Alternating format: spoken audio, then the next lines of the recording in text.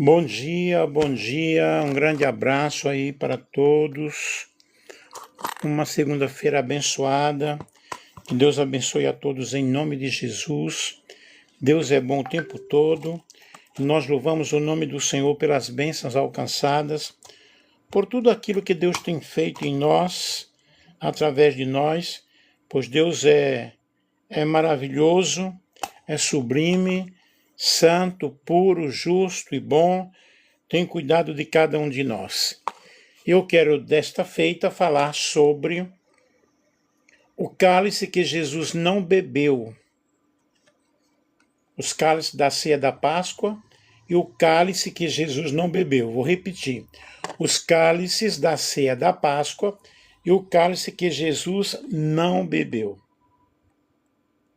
Deixa eu mostrar aqui.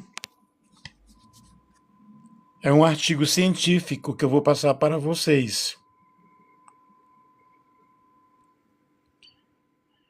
Aqui, o cálice que Jesus não bebeu. Cálices da Páscoa. Doutor em Teologia Nelson Alves de Andrade. Compartilhem com outras pessoas, é um assunto muito legal. E vamos de vento em popa, louvando a Deus, glorificando a Deus, exaltando o nome do Senhor nosso Deus. É um assunto bem interessante.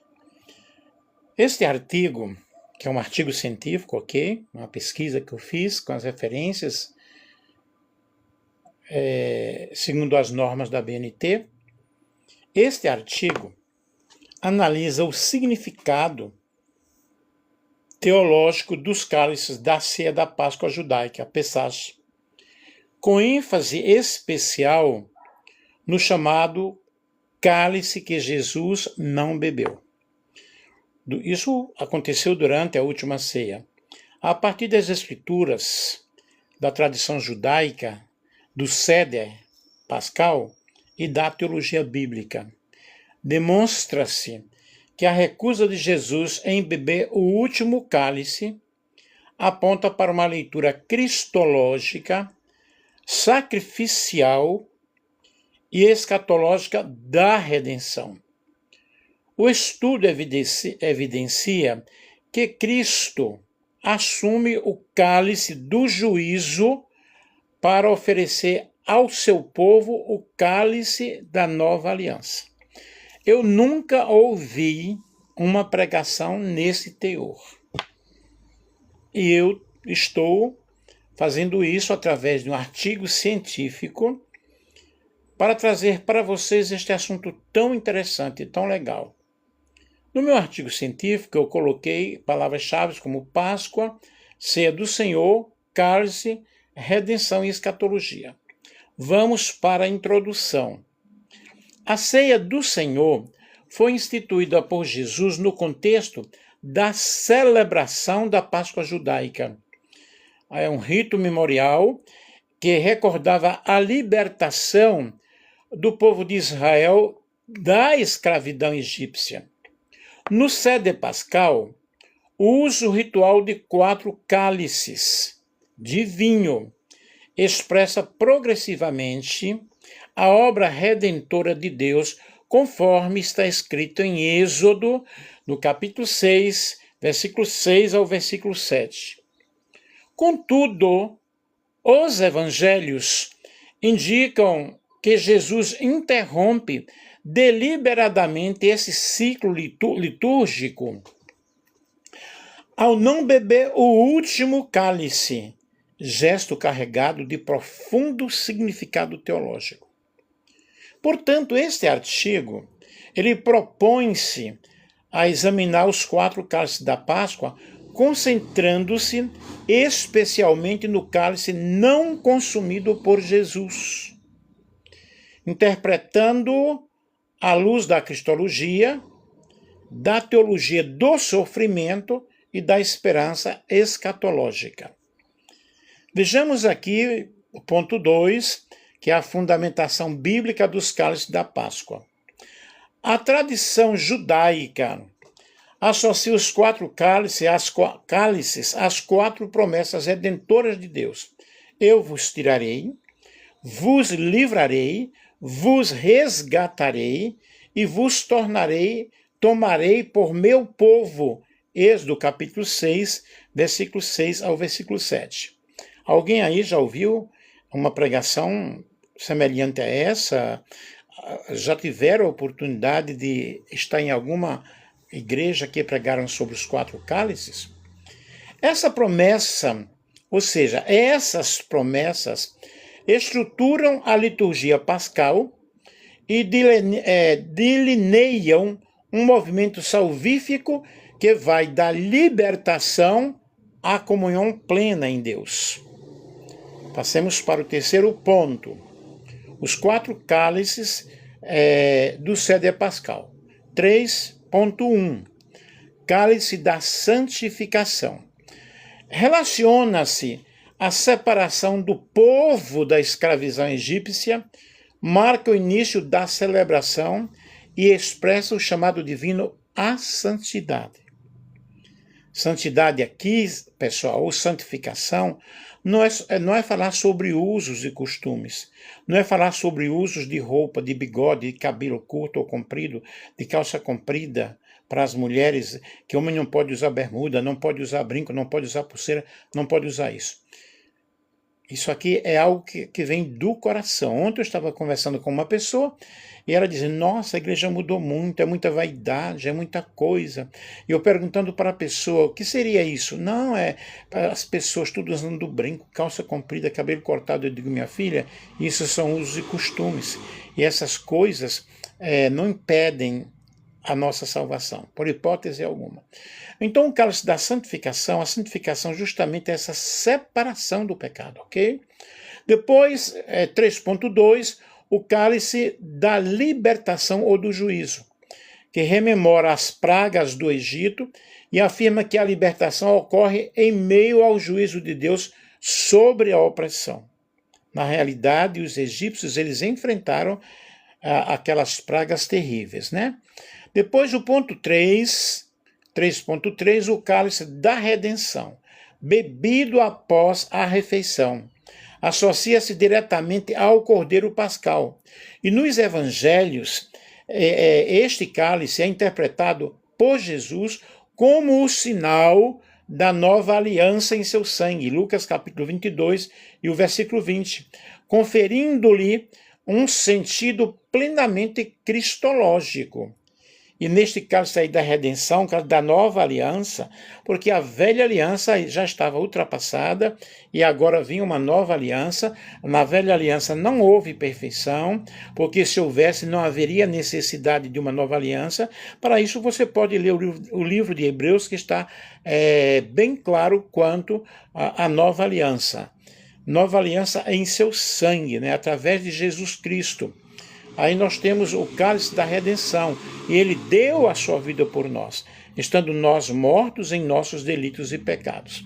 3.4 é o cálice do louvor, Hallel, tradicionalmente acompanhado pelos salmos 113 ao 118, que celebra a comunhão restaurada entre Deus e o seu povo e aponta para a alegria consumada da redenção.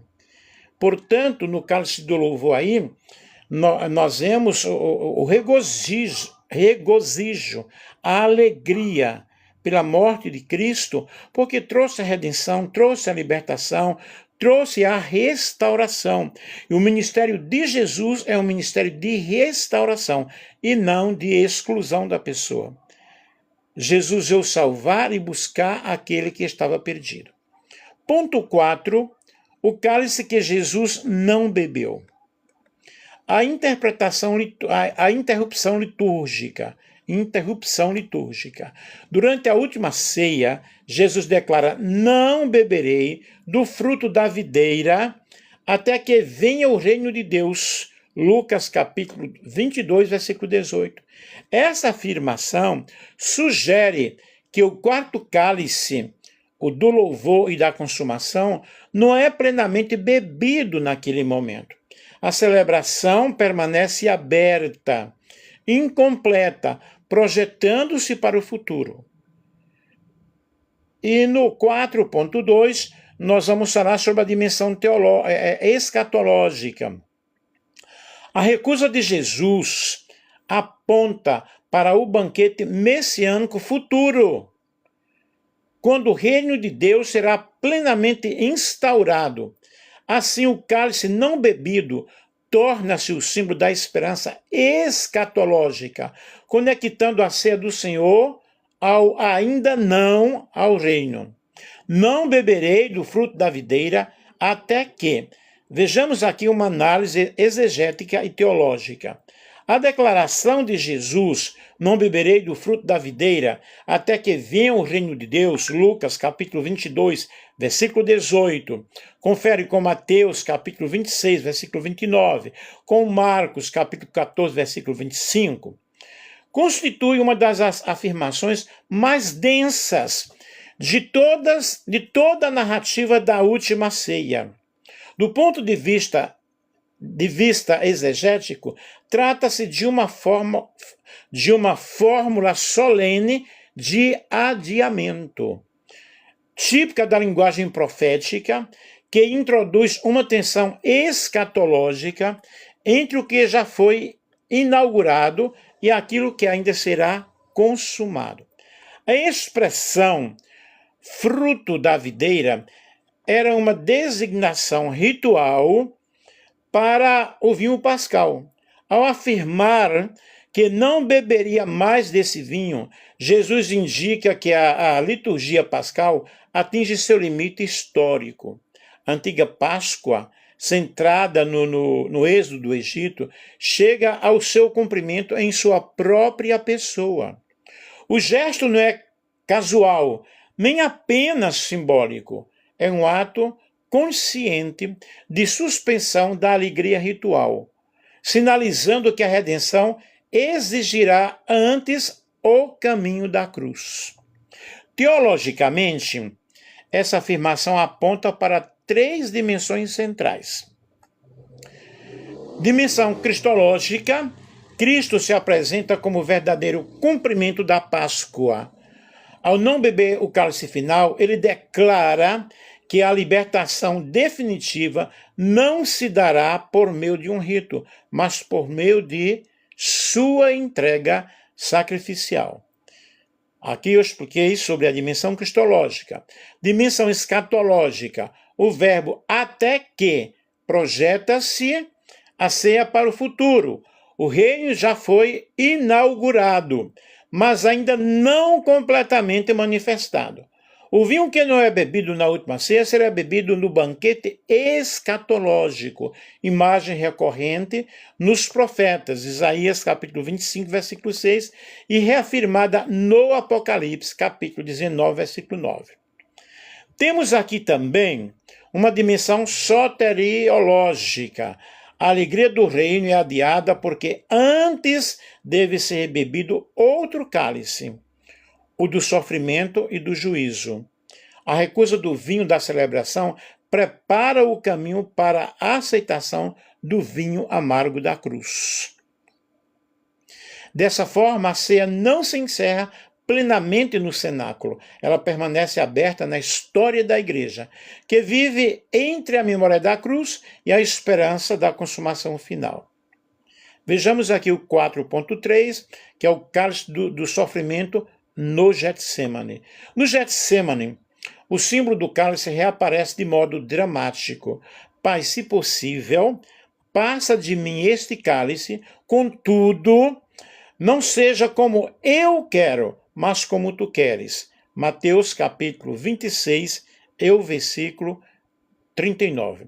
Aqui o cálice representa o juízo divino, a ira contra o pecado e o peso do sofrimento vicário.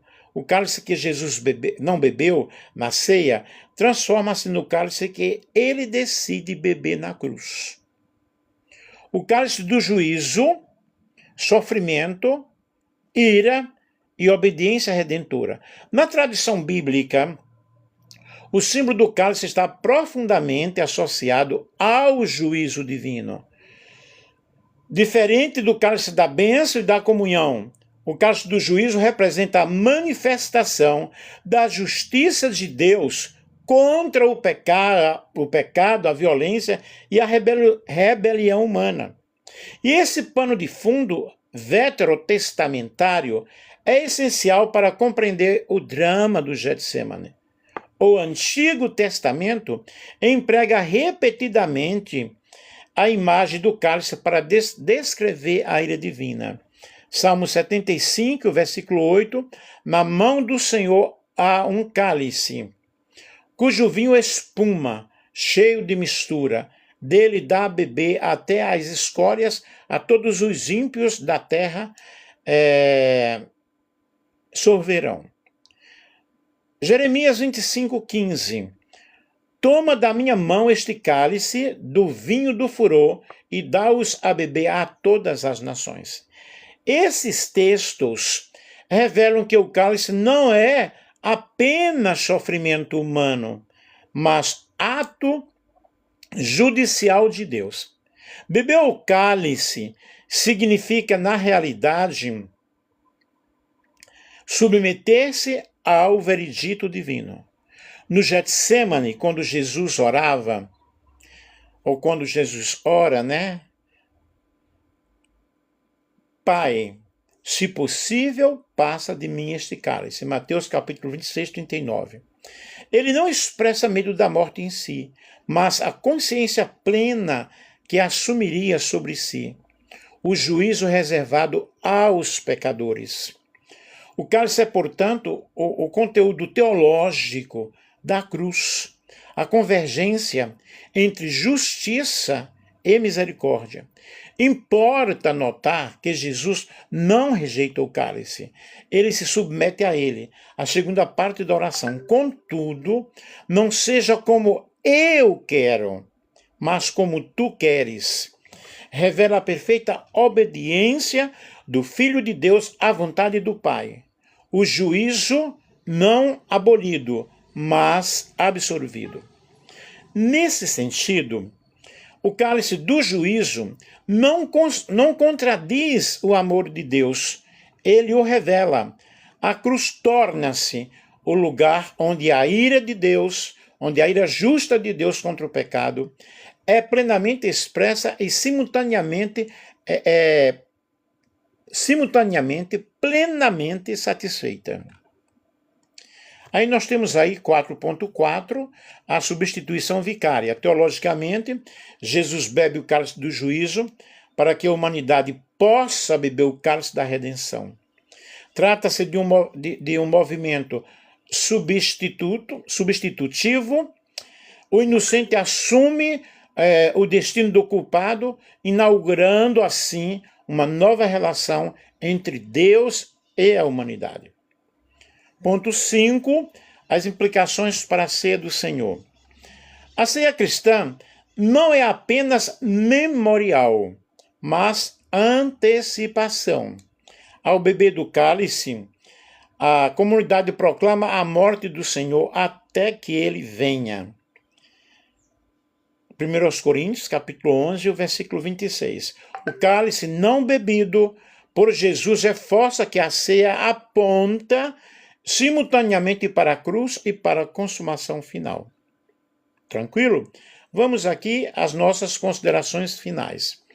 O cálice que Jesus não bebeu revela-se como um dos símbolos mais profundos da teologia cristã.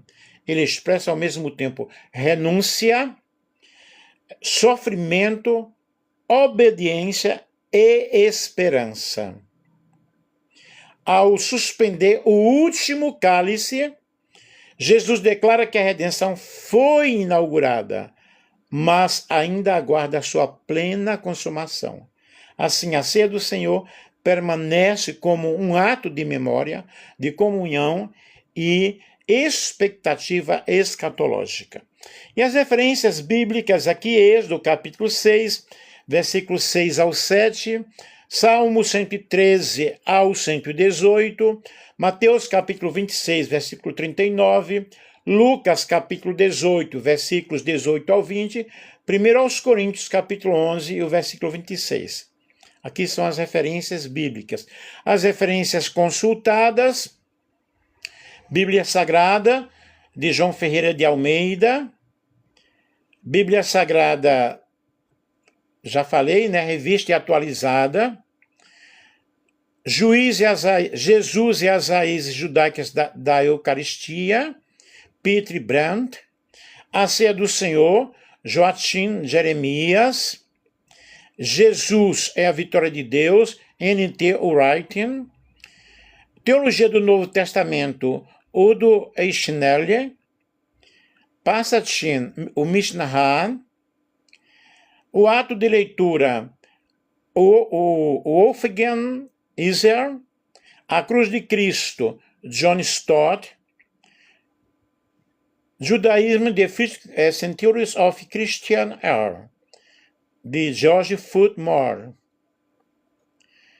Essas foram as referências consultadas para este assunto tão pleno, tão maravilhoso, e a nossa esperança, justamente, a esperança da igreja é realmente a ceia do Senhor, né? Essa esperança com Cristo. E nós devemos, na realidade, lutar para isso, porque a ceia do Senhor, também conhecida como comunhão, é um momento sagrado na vida da vitória cristã. E por Jesus, na última noite, antes da sua crucificação, durante a ceia, os participantes partilharam realmente o pão e o cálice, simbolizando o corpo de Jesus, o sangue dele, né? Essa prática é fundamental para que a igreja ela tenha esse fundamento com Cristo. E a ceia é um lembrete do sacrifício de Cristo e da nova aliança que ele estabeleceu com o seu sangue. Mas que nós possamos ter essa esperança da ceia do Senhor, essa esperança de estarmos com Cristo, porque esta é a esperança da igreja. Aí tem um hino que diz, né, até que volte o Salvador, cercando a mesa do Senhor. A ceia vimos celebrar, de Cristo a morte e anunciar. E com humilde devoção, render a Deus adoração. Até que volte o Senhor, até que mostremos o seu amor, com vida, fé e gratidão, participemos desse pão, obedientes a Jesus. Até que volte o Salvador, bebendo o cálice do Senhor. Seu nome quero bendizer e mais engrandecer. O sangue que ele derramou, o sangue que ele resgatou. Então veja que a nossa esperança justamente é estarmos com Cristo para toda a eternidade e que nós possamos entender este ato tão sublime, tão maravilhoso. E o cristão precisa realmente participar da Santa Ceia, né? E nós vemos aí o pão e o cálice, e Paulo não fala sobre participar magicamente do sangue, o corpo do Senhor Jesus, mais uma comunhão, mais uma confraternização, né? E nós temos aí um só pão, um só corpo, a igreja do Senhor realmente representa isso. E com a aplicação de tudo isso para o presente, embora não tenhamos os mesmos problemas da divisão na hora da ceia, mas nós podemos trazer para a igreja as nossas próprias divisões sociais, os nossos preconceitos, as nossas rivalidades, mas a ceia do Senhor é o momento em que devemos confessar a nossa arrogância, os nossos pecados e participarmos da ceia do Senhor até que volte o Salvador, né? A ceia do Senhor representa realmente um memorial, o mandamento de Jesus, e Jesus nos instruiu a fazer isso em memória dele. Por que a memória é tão importante, né? Em nossas vidas diárias, a igreja lida com muitas lutas, com muitos problemas e com muitas questões doutrinárias, mas é fácil nós nos distrairmos e nos esquecermos do memorial da Santa Ceia. E nós precisamos voltar ao essencial. A ceia realmente é um lembrete de que Jesus sofreu e morreu por nós. É a aliança do seu sangue, uma aliança eterna. Essa aliança se cumpre, né, que cumpre as profecias do Antigo Testamento, como Jeremias, que agora a lei escrita em nossos corações, e Ezequiel, que é a lavagem com água e recebimento do Espírito Santo. E a ceia do Senhor representa, na realidade, a proclamação do Evangelho, o alcance para as pessoas que ainda não encontraram-se com o Senhor Jesus Cristo e a ceia do Senhor representa um rito temporário de antecipação, né? Até que ele venha. A ceia do Senhor não será celebrada na eternidade. Ela é um rito que aponta para o futuro, para o retorno de Cristo. Olhar para frente. Assim como os judeus do passado diziam próximo ano em Jerusalém. Ao celebrar a Páscoa, nós celebramos a ceia, lembrando que ela é uma antecipação do banquete messiânico no céu. Louvado seja Deus, louvado seja o nome do Senhor, e que nós possamos, na realidade, nos entregarmos a Deus de corpo, alma e espírito, e nós vemos aí a ceia do Senhor representa um alerta sobre o julgamento de Deus, já falei isso entre linhas em nossa live, que é um julgamento temporário, e Paulo afirma que a ceia do Senhor pode trazer julgamento físico sobre o cristão que a trata de forma leviana, né? Ela sugere que a fraqueza, a doença e até a morte entre alguns crentes de Corinto foram resultados dessa participação indigna de não entenderem a celebração da Santa Ceia. E o discernimento de si mesmo, o propósito do julgamento não é a condenação final, mas realmente viver uma vida disciplinada. E Deus disciplina os seus filhos para que eles não sejam condenados com o mundo, né? E representando aí o amor de Deus e a piedade. Embora não possamos ligar todo o sofrimento a um pecado específico, mas a Bíblia ensina em muitos casos que o pecado explícito pode trazer sérias consequências. Porém, em Jesus Cristo, nós temos o perdão dos nossos pecados. Louvado seja o nome do Senhor. Eu espero que você tenha gostado, que Deus te ajude, que Deus te abençoe. E que você possa entregar-se de corpo e alma e espírito à presença do Senhor. Louvado seja o nome do nosso Deus, que nós possamos viver uma vida de submissão à presença de Deus, nos participando da ceia do Senhor, entendendo todas essas explicações e vendo que Deus está nos chamando ao ato de comunhão, porque todas as vezes que comerdes este pão e beberdes este cálice, anunciais a morte do Senhor até que venha. Então, ao participar da Santa Ceia, nós estamos publicamente manifestando, nós estamos proclamando a morte redentora de Cristo e estamos reafirmando a nossa fé e uma renovação da aliança, né?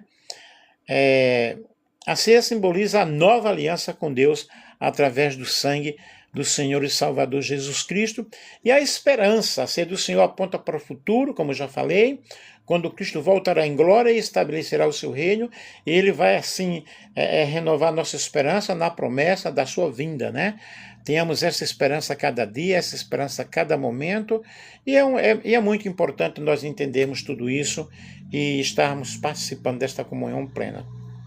Um beijo, queridos, que Deus abençoe, que Deus ajude a todos, em nome de Jesus.